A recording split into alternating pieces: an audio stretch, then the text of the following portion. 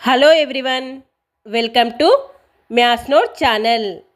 ఈ వీడియోలో TET paper 1 మరియు పేపర్ 2కి సంబంధించిన మ్యాథ్స్లో అడుగుతున్న టాప్ 10 క్వశ్చన్స్ని ఎక్స్ప్లెయిన్ చేసుకుందాం. ఎగ్జామ్స్లలో ఎక్కువగా ఇలాంటి క్వశ్చన్సే అడుగుతున్నారు కాబట్టి ప్రతి ఒక్కరు కూడా వీడియోని చివరి వరకు చూడండి. వీడియోలోకి వెళ్ళే ముందు వీడియోని లైక్ చేయండి. మీ యొక్క ఒక్క లైకే మాకు చాలా ఎంకరేజ్మెంట్గా ఉంటుంది. Let's start our video now. ఒక గోళం మరియు ఒక స్తూపం ఒకే వ్యాసార్థాన్ని కలిగి ఉన్నాయి మరియు స్తూపం యొక్క ఎత్తు గోళం యొక్క వ్యాసానికి సమానం అయితే వాటి ఘనపరిమాణముల నిష్పత్తి అని అడిగారు. ఇక్కడ గోళము అలాగే స్తూపం రెండు ఇచ్చారు.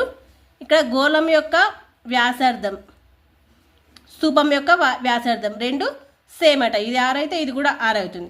మరియు స్తూపం యొక్క ఎత్తు అనేది దీని ఎత్తు అనేది గోళం యొక్క వ్యాసానికి సమానం. ఇక్కడ వ్యాసార్థం అంటే 6 అవుతుంది. వ్యాసం అంటే 2r అవుతుంది. అయితే వాటి ఘనపరిమాణాల నిష్పత్తి అడిగారు. ఇక్కడ గోళం యొక్క ఘనపరిమాణంకి ఫార్ములా 4/3 πr³.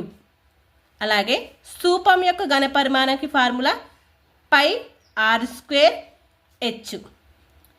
ఇక్కడ మనకి r అనేవి సేమ్, వ్యాసార్థాలు సేమ్ కాబట్టి ఫస్ట్ ఇవి క్యాన్సిల్ వేసుకుందాం. పై క్యాన్సిల్, ఇక్కడ r², ఇక్కడ r² క్యాన్సిల్ అయితే ఒక r ఉంటుంది.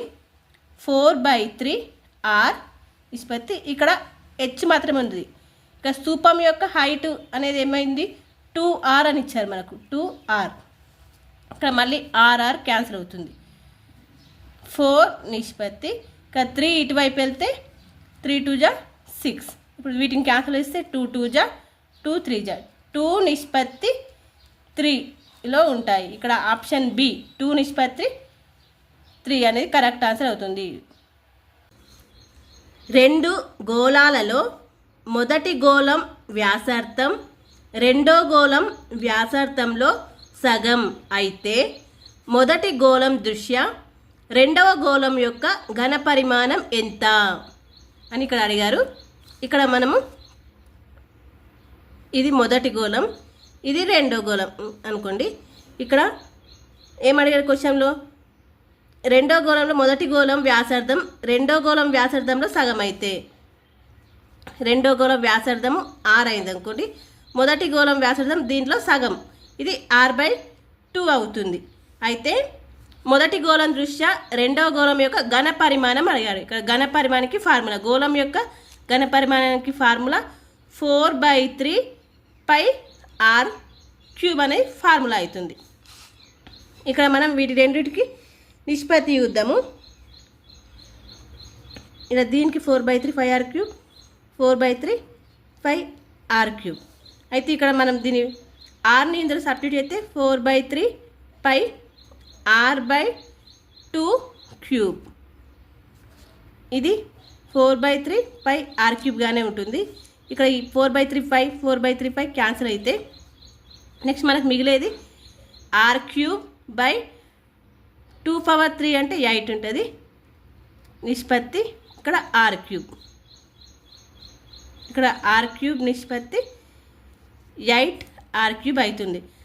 మొదటి గోళం దృష్ట్యా రెండో గోళం యొక్క ఘనపరిమాణము 1:1 నిష్పత్తి 8 లాగా ఉంటుంది. అంటే 8 రేట్లు ఉంటుంది. ఇక్కడ ఆప్షన్ 2 8 రేట్లు అనేది కరెక్ట్ ఆన్సర్ అవుతుంది.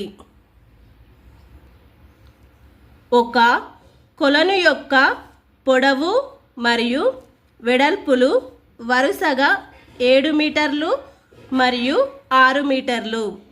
ఆ కొలనులో 210 ఘనపు మీటర్ల నీరు ఉన్నట్లయితే దాని లోతు ఎంత? ఇక్కడ ఒక కొలను ఇచ్చారు. ఆ కొలను యొక్క పొడవు ఇచ్చిండ్లు, అలాగే వెడల్పు ఇచ్చిండ్లు. కానీ ఆ కొలను యొక్క లోతు ఇవ్వలేరు. మనకి ఎంత లోతు ఉంటుందో కొలను ఇవ్వలేదు. కానీ దీనికి ఘనపరిమాణం ఇందులో పట్టే నీళ్లు మాత్రము 210 ఘనపు మీటర్ల నీరు పడుతుందని ఇచ్చారు. మనం లోతు కనుక్కోవాలి. ఇది ఎలా ఉంది అంటే దీర్ఘఘనం యొక్క ఘన పరిమాణం లాగా ఉంది. దీర్ఘఘనం యొక్క ఘన పరిమాణం ఫార్ములా ఏమవుతుంది? పొడవు ఇంటూ వెడల్పు ఇంటూ హైట్ లోతు. ఇక్కడ 210 ఇచ్చుగా. ఇక మనకు పొడవు 7 మీటర్లు, వెడల్పు 6 మీటర్లు, ఇక లోతు హైట్ మనకి ఇవ్వలేరు, హైట్ కనుక్కోవాలా. h = 210. ఇక్కడ దీన్ని మనం క్యాన్సిల్ చేసుకుంటే 7 1 జా 7 3 జా 21 0 6 1 జా 6 5 జా 30. ఇక్కడ మనకు h = ఎంత వచ్చింది? 5 వచ్చింది, 5 మీటర్లు. ఇక్కడ ఆప్షన్స్లలో ఫస్ట్ ఆప్షన్ 5 మీటర్లు అనేది కరెక్ట్ ఆన్సర్ అవుతుంది. తర్వాతి ప్రశ్న. ఈ క్వశ్చన్ చూడగానే మనకు ఏమనిపిస్తుంది? బడ్మాష్ ఫార్ములా ఉంది అని అనిపిస్తుంది. కానీ దీన్ని బాగా గమనించండి, ప్యానిక్ అవ్వకుండా బాగా గమనిస్తే ఇది ఎలా ఉంది చూడండి. 11.2 × 11.2 అంటే 11.2 స్క్వేర్ అవుతుంది. ఇది మైనస్, ఇది చూడండి ఈ ప్లస్ 1.2 × 1.2 1.2 స్క్వేర్ అవుతుంది. ఇది చూడండి 2 × 11.2 × 1.2. ఇది బాగా గమనిస్తే a² - 2ab + b² ఫార్ములా లాగా ఉంది. దీన్ని ఎలా రాసుకోవచ్చు? a - b² లా రాసుకోవచ్చు. చూడండి 11.2 - 1.2 ఏమవుతుంది? 10 వస్తుంది. 10 స్క్వేర్. 10 స్క్వేర్ అంటే ఆన్సర్ 100. ఇక్కడ ఆప్షన్ డి 100 అనేది కరెక్ట్ ఆన్సర్ అవుతుంది. ఒక వ్యక్తి ఒక పాత సైకిల్ను రూపాయలు 2500కు కొని దానిపై రూపాయలు 1500 ఖర్చు చేశాడు. అతను దానిని రూపాయలు 5000కు అమ్మినాడు. అతనికి వచ్చిన లాభ శాతం. అతను సైకిల్ని 2500కు కొన్నాడు, మళ్ళీ దాన్ని రిపేర్ చేయడానికి ఖర్చు చేసిండు 1500. అంటే అతని సైకిల్ మొత్తం 4000కు వచ్చింది. అంటే 4000కు వచ్చిన సైకిల్ని 5000కు అమ్మిండు. అంటే ఇక్కడ మనకు అర్థమవుతుంది ఇది లాభం వచ్చిందని, లాభశాతం. కాబట్టి లాభశాతానికి ఫార్ములా ఏమవుతుంది? అమ్మిన వేల మైనస్ కొన్న వేల లాభం బై కొన్న వేల ఇంటూ 100. ఇది లాభశాతానికి ఫార్ములా. అమ్మిన వేల మైనస్ కొన్న వేల బై కొన్న వేల ఇంటూ 100. ఇక్కడ 5000 - 4000 అంటే 1000 బై 4000 ఇంటూ 100. ఇక 3 zeros 3 zeros క్యాన్సిల్ అవుతాయి. ఇక్కడ 100/4 ఉన్నది. మళ్ళీ 4తో క్యాన్సిల్ చేస్తే 4 1 జా 4 2 జా 4 5 జా 25% అనేది అతనికి వచ్చిన లాభం. ఇక్కడ ఆప్షన్ బి 25% అనేది కరెక్ట్ ఆన్సర్ అవుతుంది. సంవత్సరానికి 10% సాధారణ వడ్డీ రేటుతో అసలు ఎన్ని సంవత్సరాలతో రెట్టింపు అగును? ఇది సాధారణ వడ్డీ రేటు కన్నారు. సాధారణ వడ్డీ రేటుకి ఫార్ములా I = P + PTR/100. ఇక్కడ మనకి I ఎన్ని రెట్టింపు అవుతుందని ఇచ్చారు. అసలు అనేది రెట్టింపు అవుతుంది అంటే 2P = ఇక్కడ Pని కామన్ తీస్తే 1 + ఇక్కడ మనకు T ఇవ్వలేదు, Tని కనుక్కోమన్నారు. ఇక్కడ R ఇచ్చారు, వడ్డీ రేటు 10 ఇచ్చారు బై 100. ఇక్కడ P అనేది క్యాన్సిల్ అవుతుంది. ఇప్పుడు ఈ 1 ఇటువైపు తీసుకొస్తే 2 - 1 అంటే 1 అవుతుంది. 1 = 10T/100 అవుతుంది. ఇక మనం ఇక్కడ 10 క్యాన్సిల్ వేసుకుందాం. T = ఎంత వస్తుంది? 1 × 10 అంటే 10 వస్తుంది.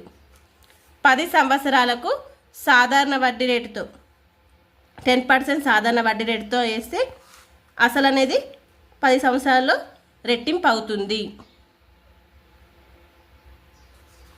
క్రింది వానిలో 12 18, మరియు 24లతో భాగించినప్పుడు ప్రతి సందర్భంలోనూ 4 శేషాన్ని ఇచ్చే కనిష్ట సంఖ్య. అంటే ఇక్కడ మనకు కాసాగు అడుగుతున్నారు, కనిష్ట సంఖ్యని కాసాగు. ఫస్ట్ వీటికి కాసాగు తీద్దాం. 12, 18, 24 కాసాగు చేస్తే 6 తోటి పోతాయి కదా ఇవన్నీ.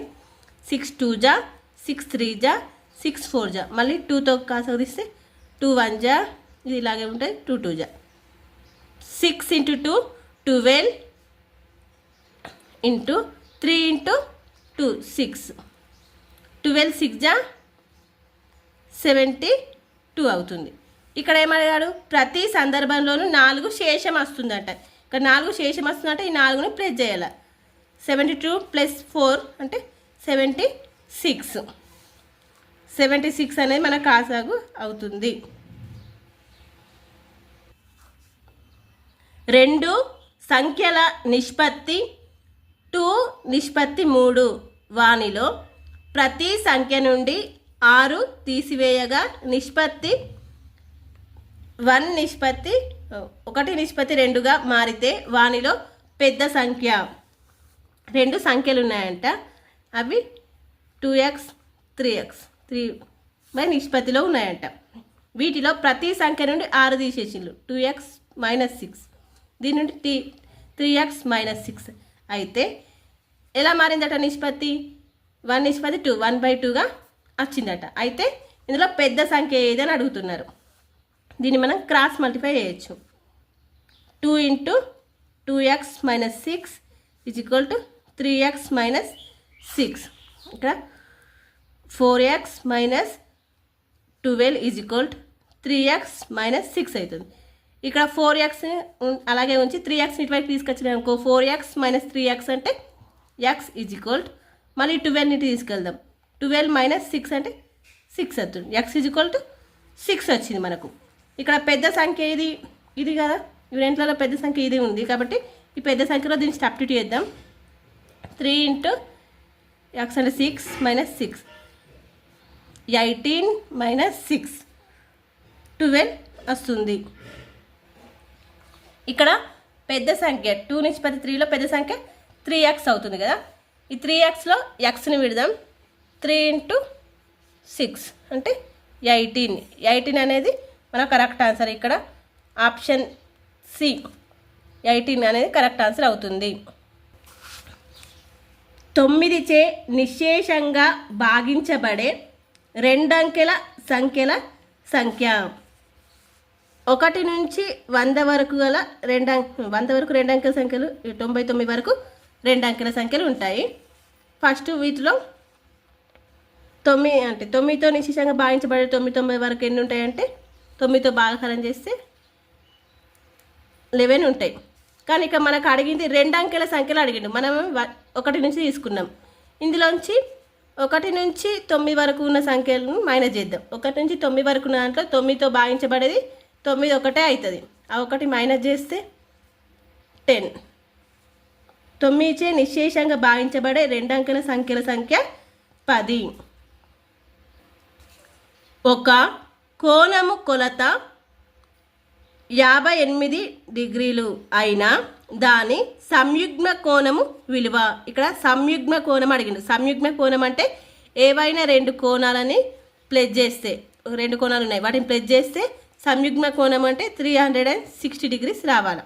అయితే అది సంయుగ్మ కోణం అవుతుంది. ఒక కోణం మనకి ఇచ్చారు, అది 58 అని ఇచ్చారు. ఇంకో కోణం మనకు తెలియదు, అది x అనుకుందాం. ఈ రెంట్లను ప్లస్ చేస్తే 360 డిగ్రీస్ రావాలి సంయుగ్మ కోణం అంటే మనం ఇంకో కోణము xని కనుక్కుందాం. x = 360 - 58 అంటే 302. ఇంకో కోణం ఏదైతుంది 302. Thank you for watching.